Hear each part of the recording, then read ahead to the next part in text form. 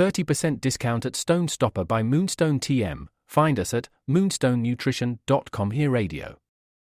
Stone Stopper by Moonstone TM is a doctor-developed, science-backed kidney health solution with 30 MEq of alkali citrate to prevent kidney stones. Available in powders and capsules. Enjoy an exclusive discount with my promo code moonstonenutrition.com. Here Radio to get 30% discount. Other shows we have for you to enjoy at myclassicradio.net. The Avengers was most certainly not a household name in South Africa prior to the radio series. With no national television service until 1976, the mechanism simply was not present in the country to show television programs to mass audiences. While many other countries reveled in the filmed adventures of John Steed and Company, South Africa was not equipped to join in the fun. The series took Britain by storm and made a major impression in the American markets, being the greatest of rarities, a British series given a network transmission slot. However, as a film series, rather than a videotaped one, The Avengers was able to gain a modicum of exposure in South Africa through film rentals.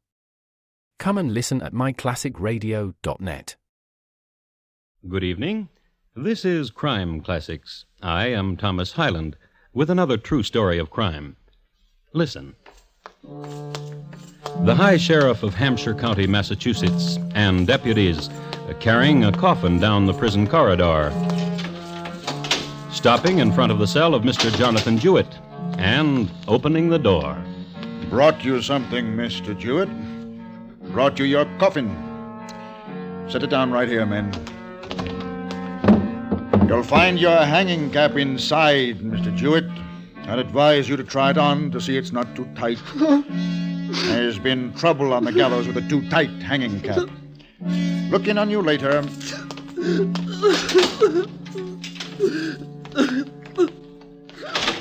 You won't hang me! You won't hang me! You won't hang me! Tonight, my report to you on Mr. Jonathon Jewett, how most peculiarly he cheated the hangman. Crime Classics, a series of true crime stories taken from the records and newspapers of every land, from every time. Your host each week, Mr. Thomas Hyland, connoisseur of crime, student of violence, and teller of murders. Now, once again, Mr. Thomas Hyland.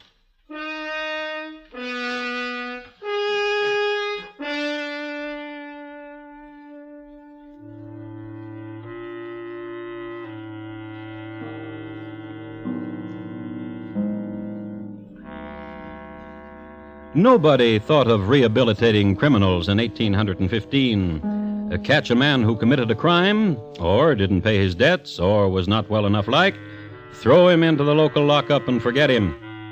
It was no different in Hampshire County, Massachusetts in this era.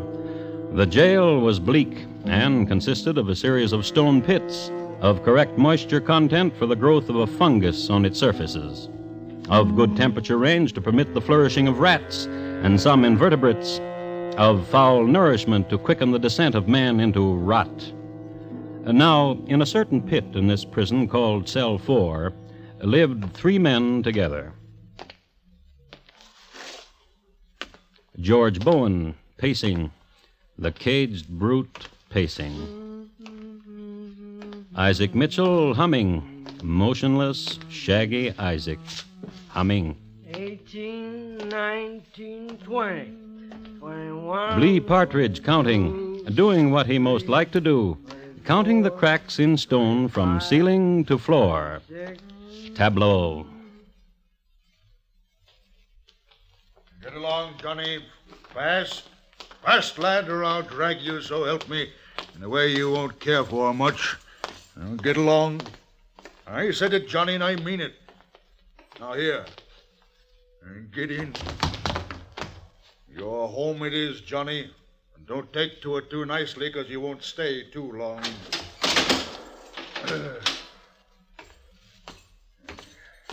Sheriff? Yeah, Bowen? New one, Sheriff? Uh-huh. What's he done? Kill him a woman. Oh, now? Yeah. Gonna hang him? Month from today, Bowen. He'll kick at the wind. Month from today.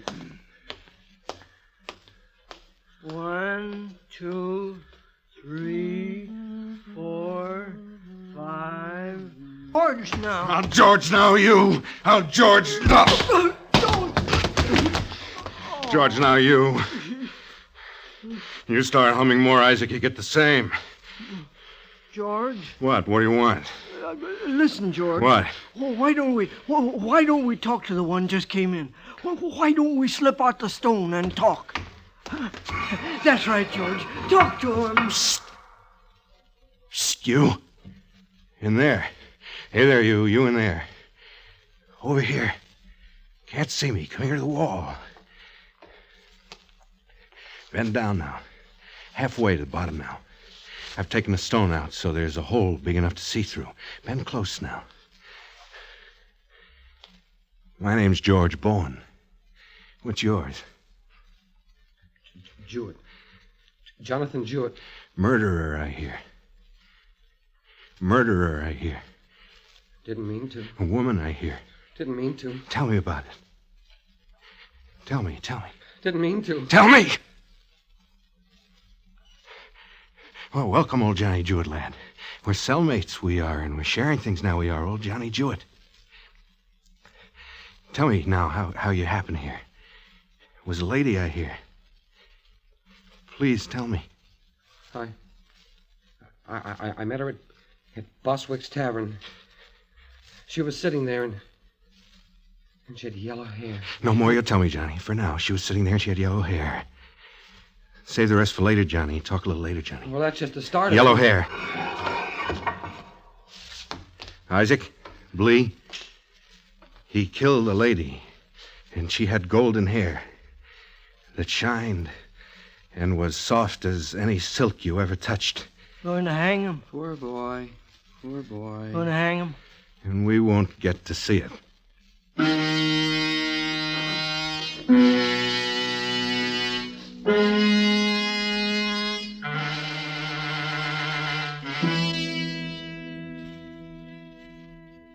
Now, this was one of the biggest frustrations of all.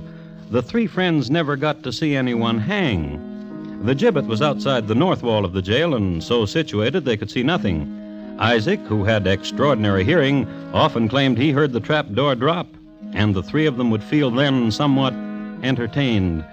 And so the days of emptiness spun away, but now, with the arrival of Jonathon Jewett, there was a very pleasant diversion, and this is what it was. George Bowen would pull out the stone. Jewett? Tell me. Tell me more. Yellow hair and apple cheeks. Tall for a woman and walked easily. And a few hours later... Jewett?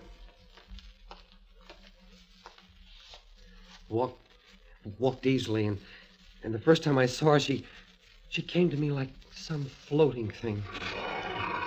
That was enough for a while. Enough of the story. But one day, you remember... All right. Lively. Lively, men. And right in here. Brought you something, Mr. Jewett. Brought you your coffin. Set it down right here, men. You'll find your hanging cap inside, Mr. Jewett. I'd advise you to try it on to see it's not too tight. There's been trouble on the gallows with a too tight hanging cap. Look in on you later.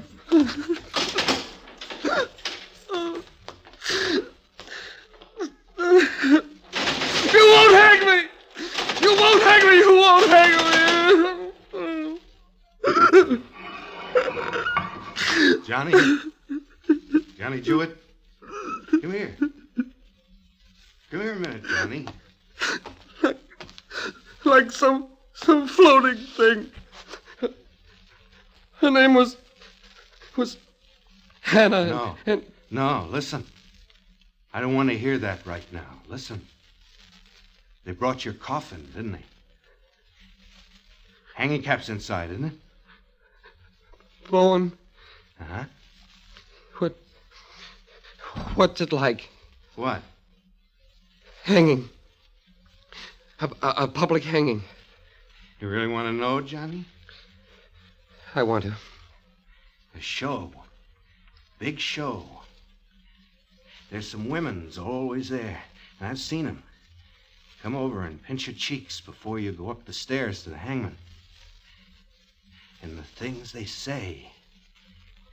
And there's people there that always cry, same people all the time. And kids running around and hawkers. And you'll be a show, Johnny. A big show. There's... What? What's the matter? Johnny What? What is it? wouldn't hang me. Why not? Wouldn't hang me, Johnny. What? What, Bowen? Bowen? Bowen, tell me! Bowen! Bowen, open up the door! Bowen, Bowen.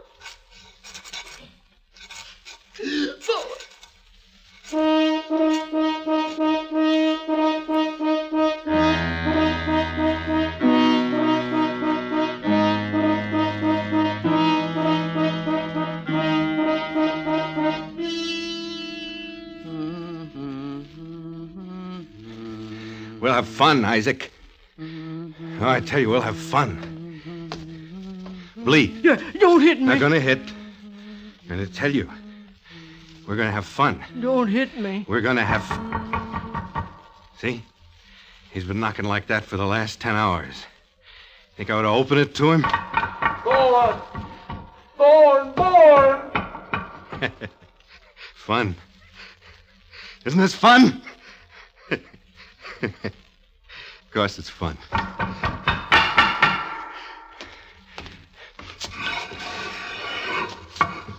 Was you knocking on the wall, Johnny? Please, please. Please what? Listen, Yeah. I'm not gonna tell you about Hanley anymore. Unless I what? Tell me how you wouldn't hang. You want to know, Johnny? Yes. Really want to know, don't you? Yes. Can't stand the thought of those people jeering you to die. Can't stand that, can you? Please tell me. Please, please. Sure. I'll tell you. Yes? Hang yourself, Johnny. Hang yourself, Johnny.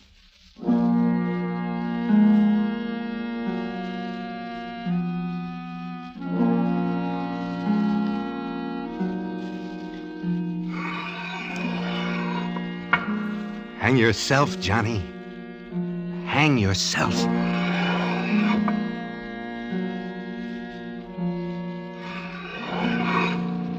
It's easy. It's easy, Johnny.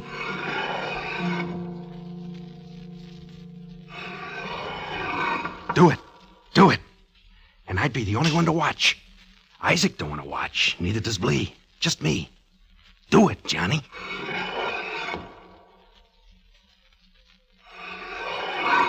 Cheat them, Johnny. Cheat the hangman. Cheat the crowd. Oh, do it. Bowen? Oh, do it, Johnny. How?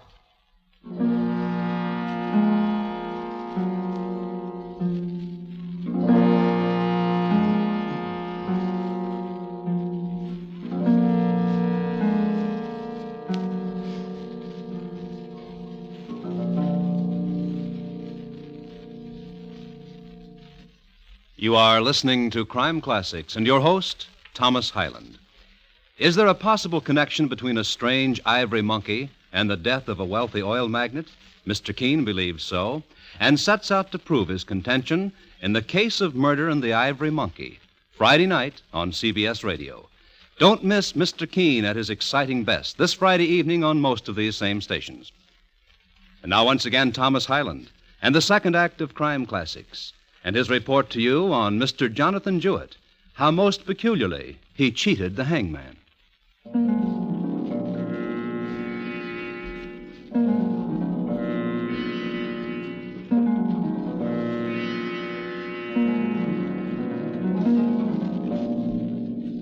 Winters, they say, are not as bleak today or as furious as they used to be in Massachusetts.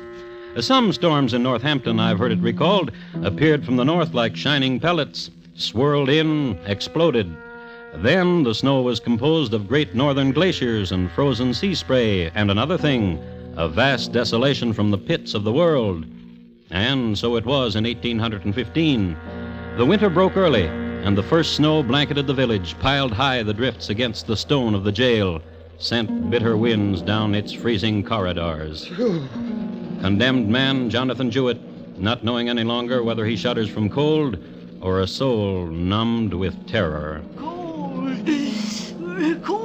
Said a prisoner named Blee Partridge and hugged his bluing arms about him.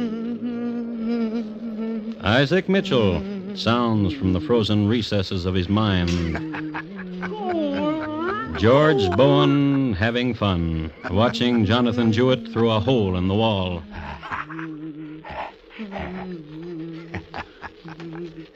George? George? Yeah? What's he doing? Well. What's he doing, George? Interested, ain't you? Now you're interested. Tell me what he's doing.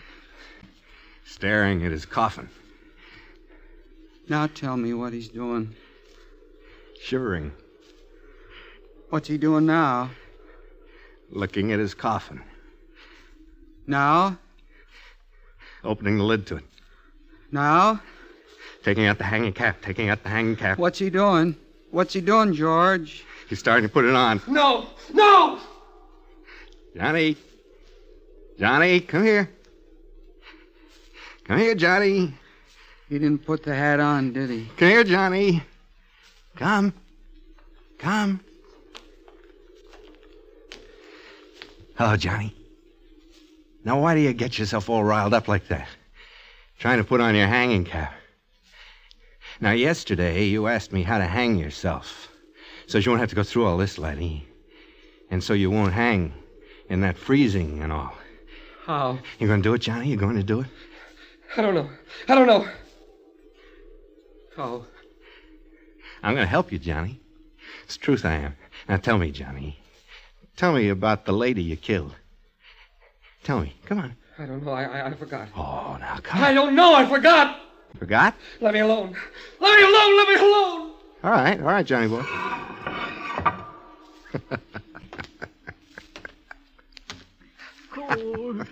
Cold. Get out of the cot, please. Don't hit me. Get out. Get! Oh. When I say get. All right, George. All right. Take this ticking now off your cot. Tear a strip. Tear another. Now, we got what makes a rope. Oh, George. Yeah, Blee. The strips. Give them to me. Sure, Blee, sure. Here. 1, 2, 3. 1, 2, 3. That's it, Blee. 1. Braid me a rope from those strips, Blee. 1. Braid me a rope from those strips. 1, 2, 3.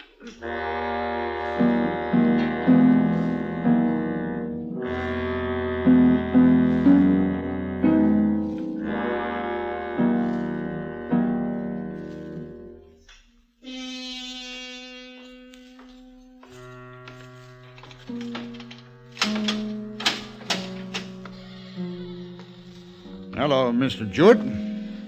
How do you feel? Came to tell you something, Mr. Jewett.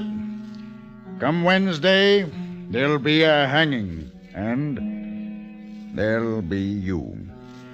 The governor sent word, and he had this to say. No reprieve. So, there's going to be a hanging. Now, I've got to ask you some things, Mr. Jewett, because the law provides that I do. Do you want a man of the cloth, Mr. Jewett? Do you need a man of the cloth? I've seen them come, Mr. Jewett, and I've seen them go, and I've got to tell you this. Those that ask for the men of the cloth seem better fit for what's going to happen to them. The hanging of them, that is.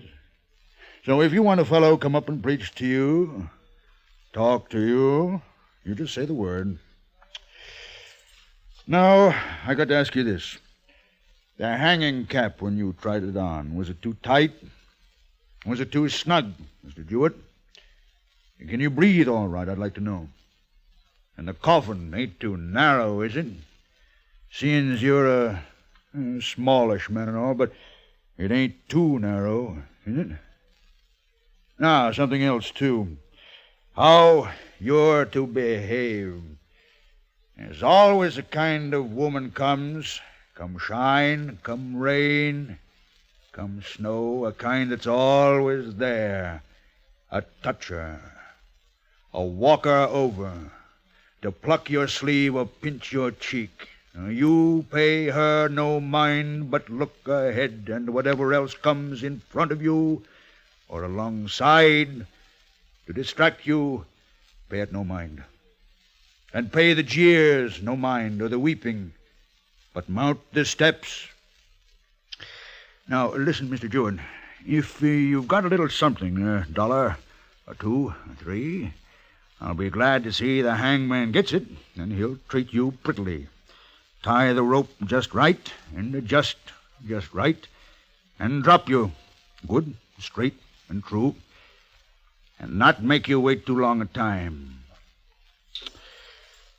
Think it all over. I'll return again tomorrow.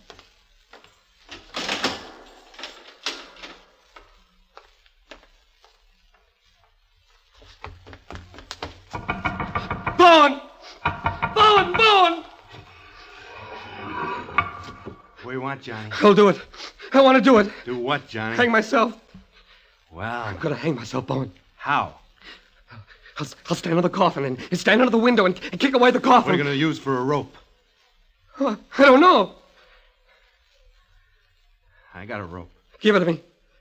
Well, I don't know. Bowen, Well, I just don't know. let's see your rope. Rope's the easiest. Rope's the only way. You get simple and use your shirt or something. You're liable just to stand there and cough. Rope's the only way. Let's see your rope. Sure, Johnny. See it? Give it to me. You haven't finished the story, Johnny. I forgot. I can't remember, I swear. Oh. She was very homely, and I was very lonely, and she stole from me. Shut up, Johnny. Here's the rope.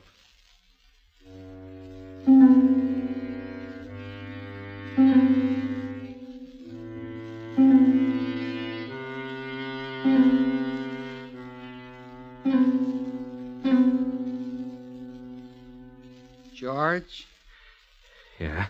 what's he doing? Staring. What's he staring at, George? The rope. What's he doing now, George? Got his head bowed down, and he ain't doing nothing. Now what's he doing? Walking.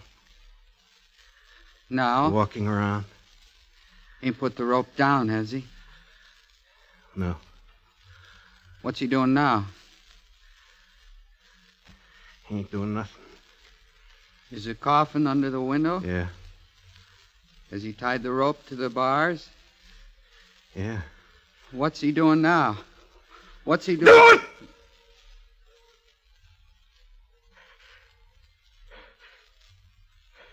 That's it. That's it, Johnny. That's it. George? Is he? Yep. Yep.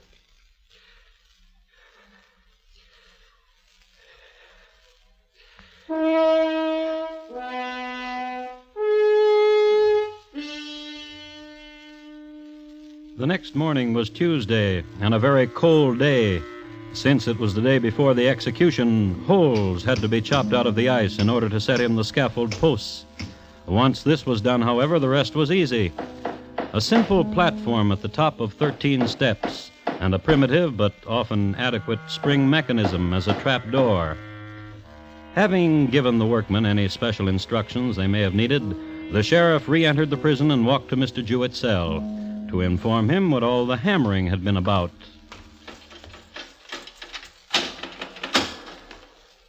Jewett? He said, Jewett, he went on. hanged yourself. He noted. Dead. He made sure of it. Then vent his spleen. Cheat! Cheat! To have done such a thing. To have cheated the law and the hangman. And the gallows being fairly built, to have done such a thing. Cheat! How did you?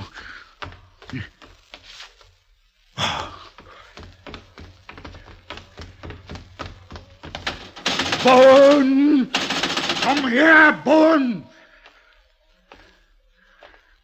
You killed him, didn't you? Kill who, Sheriff? Jonathon Jewett.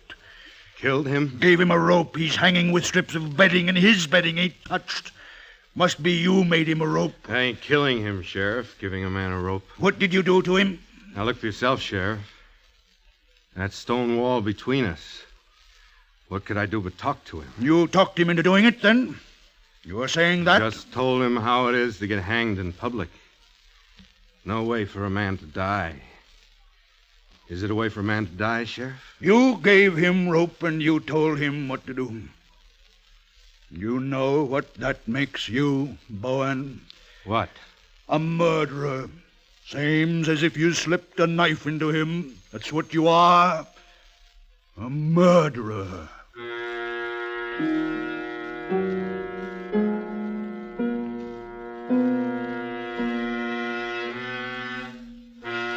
George Bowen was indicted and brought to trial. A charge, homicide, murder of Jonathon Jewett, brought to trial on an interesting charge. And the prosecution had this to say. By his own confession, the prisoner admits he advised Jonathon Jewett to take his own life. And a man who advises death, I say, is a principal in murder. No other causes incited Jewett to destroy himself. No other causes but the advice of the defendant. The living instrument of a murder is a murderer and must himself die. I charge the jury to find this man guilty. And the defense had this to say. I say that the defendant is perhaps guilty of being accessory to murder, but this is not the charge here. The charge is murder. And while I do not stand here to justify his crime, I say to you, if you convict him as charged, you yourselves are guilty of murder under the existing form of law. And the jury foreman had this to say. Not guilty. So Bowen was returned to his cell. A certain pit in Northampton, Massachusetts prison called Cell 4. 43, 44, 45, 46, 47.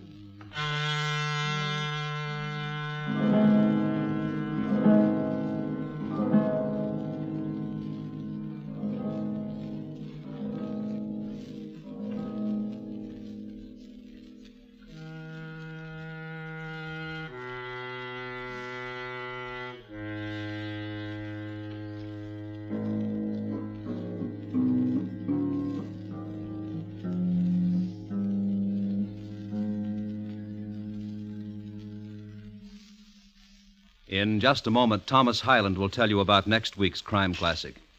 Jonathon Jewett, tonight's crime classic, was adapted from the original court reports and newspaper accounts by Morton Fine and David Friedkin. The music was composed and conducted by Bernard Herrmann, and the program is produced and directed by Elliott Lewis. Thomas Hyland is portrayed on radio by Lou Merrill. In tonight's story, Lee Millar was heard as Jonathon Jewett, and Elliott Lewis as George. Featured in the cast were John Daner, Vic Perrin, Junius Matthews, and Byron Kane. Bob Lamont speaking. And here again is Thomas Hyland. Next week, Mexico City just 14 years ago. Tippy Tippy Tin was popular north of the border, and south, a man with 4 names and an alpenstock had an appointment with history. It's listed in my files as The Assassination of Leon Trotsky. Thank you. Good night. One of the most colorful practices of the Old West was that of sending for mail-order brides. This Saturday night on CBS Radio's program titled Gunsmoke, hear the fascinating details of the arrival in Old Dodge of just such a woman, with romance and double trouble resulting for the citizenry and for United States Marshal Matt Dillon. Don't miss Gunsmoke on most of these same stations this Saturday night. Gangbusters go into action Saturday nights on the CBS Radio Network.